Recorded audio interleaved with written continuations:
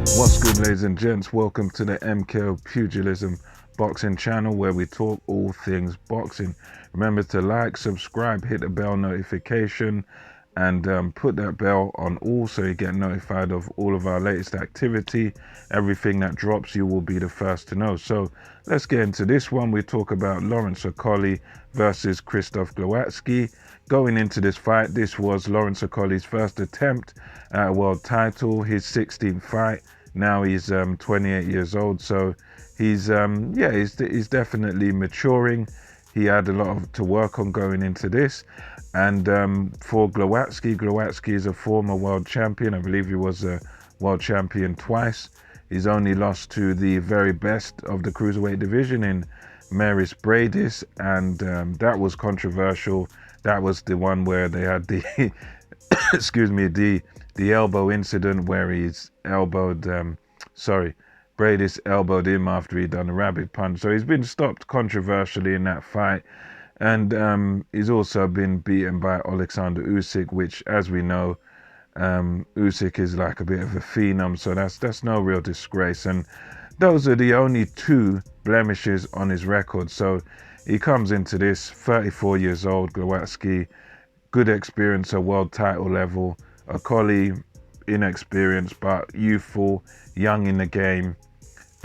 Not much miles on the clock, not really taking any serious damage. He'd cleaned up at British level and now, you know, even Commonwealth, and now this was his foray into world title action for the WBO belt at cruiserweight. So as the fight opened up, Lawrence Okolie, very calm, very composed, and you could see this even beforehand, in that he was actually in the dressing room playing chess with one of his team members, relaxing. He was taking it easy.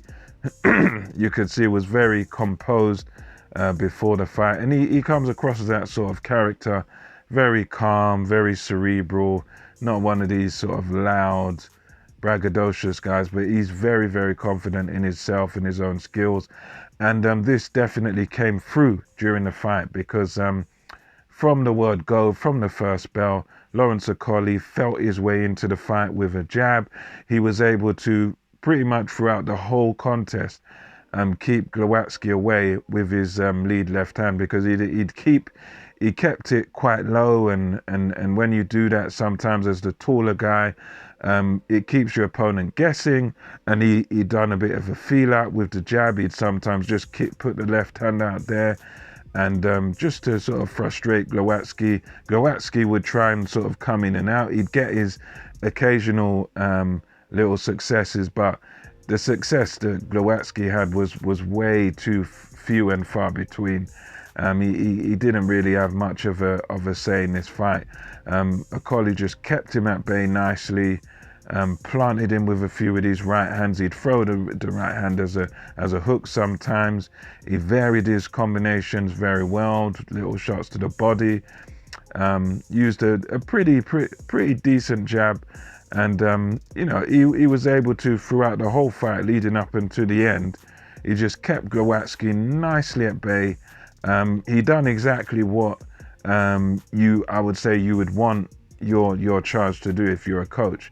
I'm sure Shane McGuigan's very happy, because he done exactly what he needed to do. You know, when you're a tall guy like him, he's tall, he's big for the weight. Some say he's a bit of a genetic freak because he's so powerful, punches so hard, and he's got all the right dimensions. I think he's about 6'5" or something. So he's up, you know, he's the height of sort of a normal sized heavyweight. So he's a big lump, big guy for a cruiserweight. And he done exactly what he needed to do in this fight. Long range boxing, keep your shorter opponent at bay.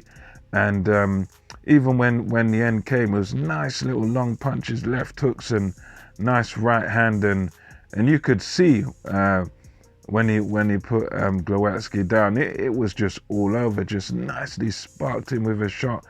And yeah, so for him now, it's onwards and upwards.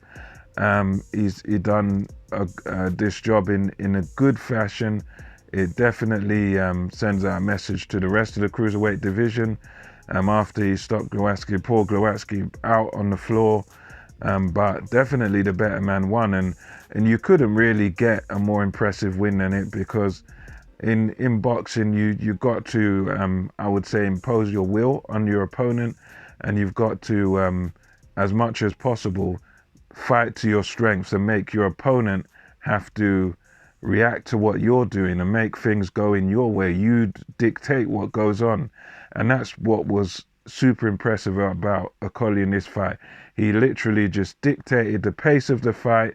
He dictated where the fight was being fought, and eventually come with the knockout with that lovely lovely right hand starting the things off. And yeah, very impressive. I was quite impressed with him. Boxed very well, and he boxed within himself. He didn't even really need to overexert himself. Boxed well within himself, and wins by KO. And apart from this, he did call out Maris Bradis. I think he might want him next. I'm not sure whether Eddie Hearn would throw him in with Bradis next or someone like that. But I, for one, would say, you know what? At the end of the day, you only get one career in boxing, and it would be a risk. But at the end of the day, you can. It's a risk that he could take, and I believe it's a risk that would be worth taking. I think it would be worth taking fighting Maris Bradis. Bradis is now you know, he's 36 years old. He is quality. He is very good. He is better than Glowacki, but at the same time, Okolie is a guy that he's a puncher. He can definitely bang, definitely punch. So why not? I'd say take it and see what you're made of. Otherwise, I wouldn't be against him sort of taking maybe an easier fight, a fight that might be a bit, you know, might be a bit of a softer touch. But at the same time, I think with Lawrence Okolie, from what I know of him in his career, he's very ambitious, and he just wants to fight the best. And I think from now onwards, he's not an old guy. He's 28 years old now, so I'd say why not just go for it? Go for another big fight like this and see what you can do. Throw yourself in there. Worst that can happen, you lose. But the reward, the best that can happen is you can become a unified champion. So I'd say for me, I think I'm not 100% whether he'd win or lose. I know he's got certain attributes and certain tools that he needs. So he does. I'd give him a valid chance against a Bradis or whatever. I'd give it at least a 50-50 sort of chance. So yeah, we'll see what happens. And I look forward to the next chapter in his journey. Congrats to Lawrence Okolie. And until next time, this is MKO Pugilism, over and out. Catch you on the next one.